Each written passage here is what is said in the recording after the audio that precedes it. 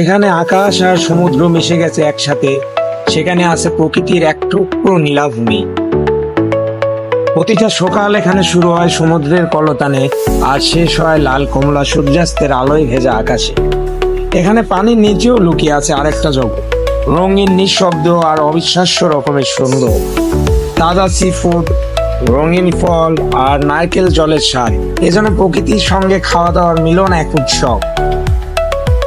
মালদ্বীপে সময় যেন থেমে যায়, নতুন করে বাঁচার মানে শেখার প্রতিটা মুহূর্তে।